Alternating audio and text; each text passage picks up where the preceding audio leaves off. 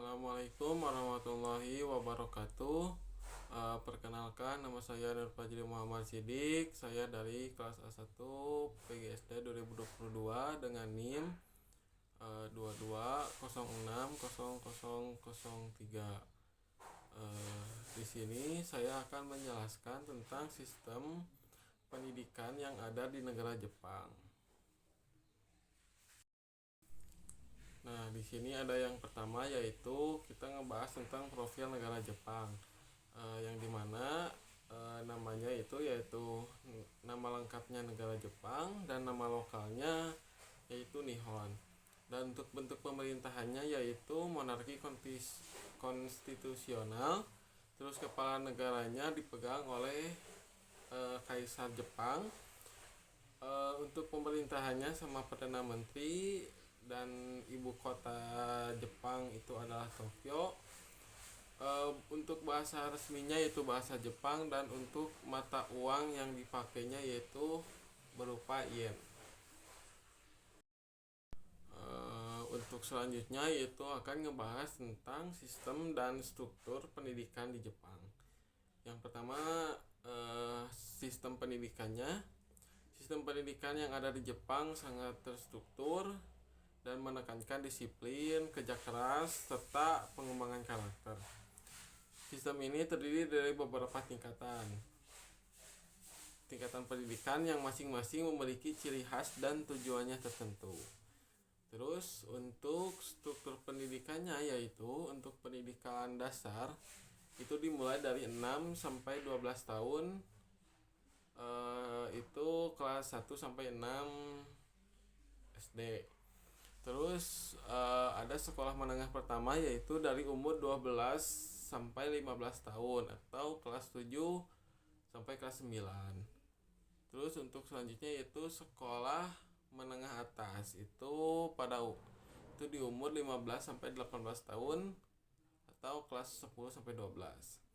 Nah, untuk perguruan tingginya itu siswa yang sudah lulus dari SMA dengan lama pendidikan selama 4 tahun. Terus ada juga pendidikan khusus, itu bagi anak-anak dengan kebutuhan khusus, baik itu dalam bentuk kelas terpisah atau dukungan khusus di sekolah. Jadi sistem pendidikan dan struktur pendidikan yang ada di Jepang tidak jauh beda lah dengan yang ada di Indonesia.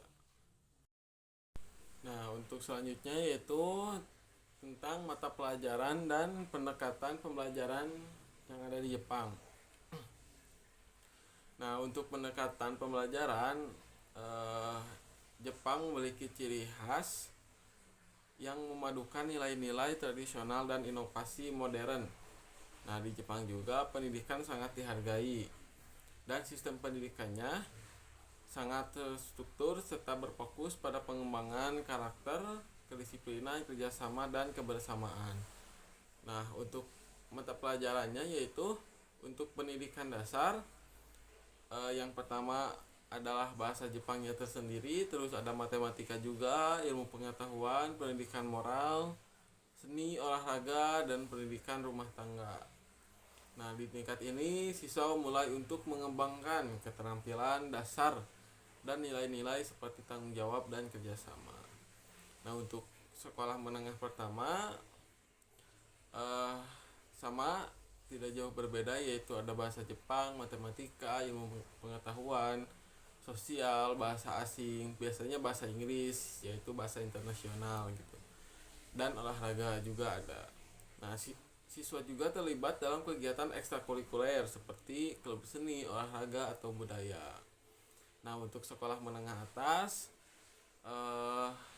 siswa memilih jalur akademik atau kejuruan berdasarkan minat dan tujuan karir mereka. Di tingkat SMA, mereka belajar lebih mendalam dalam bidang tertentu seperti sains, humaniora, atau seni. Siswa yang ingin melanjutkan ke perguruan tinggi harus mempersiapkan ujian masuk universitas. Nah, untuk selanjutnya yaitu tentang kelebihan dan kekurangan pendidikan yang ada di Jepang. Yang pertama yaitu kelebihan. Di sini kelebihannya yaitu disiplin yang tinggi, standar akademik yang tinggi, pembelajaran kolaboratif, infrastruktur dan fasilitas yang baik, rendahnya tingkat kejahatan dan gangguan di sekolah. Terus yang terakhir yaitu penghargaan terhadap guru. Nah, namun juga ada kekurangan, yang dimana kekurangannya itu tekanan akademik yang tinggi, kurangnya fokus pada kreativitas, sistem pendidikannya yang terlalu kompetitif, kurangnya dukungan untuk siswa dengan kebutuhan khusus, terus masalah dengan keseimbangan antara kehidupan pribadi dan pendidikan, terus yang terakhir yaitu keterbatasan dalam pengembangan keterampilan praktis. Selanjutnya yaitu presentasi anggaran kurikulum di Jepang. Nah, untuk anggaran pendidikan di Jepang itu bagian penting dari pengeluaran negara. Nah, meskipun jumlah persentase anggaran pendidikan terhadap produk bruto atau PDB, Jepang bervariasi setiap tahunnya.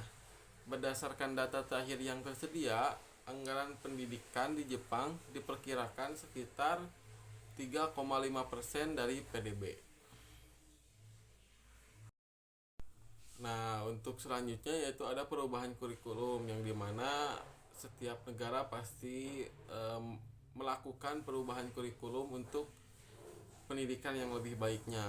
Nah, di Jepang juga ada beberapa perubahan kurikulum, yaitu dari mulai kurikulum Meiji yaitu pada tahun 1868 sampai 1912. Nah, yang kedua itu kurikulum Taiso dan Showa yang pada tahun 1912 sampai 1989. Nah, terus ada lagi reformasi pasca Perang Dunia II yaitu pada tahun 1947. Terus ada kurikulum baru setelah 1980-an. Terus ada reformasi kurikulum pada tahun 2022, ada kurikulum 2019 dan 2018, dan yang terakhir yaitu ada kurikulum 2020. Oke, untuk selanjutnya yaitu ada rata-rata gaji guru yang ada di Jepang. Nah, buat rata-rata gaji guru di Jepang itu bervariasi tergantung pada tingkat pendidikan dan pengalaman guru tersebut.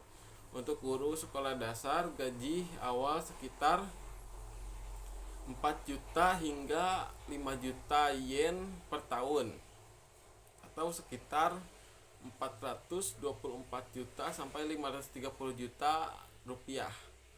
Nah, untuk guru SMA atau universitas, gaji bisa mencapai 6 juta yen hingga 8 juta yen per tahun, atau 636 juta sampai 848 juta rupiah. Oke, cukup sekian yang bisa saya sampaikan. Mohon maaf bila banyak kekurangan, mohon maaf bila banyak kesalahan. Wabillahi taufiq wal hidayah. Wassalamualaikum warahmatullahi wabarakatuh.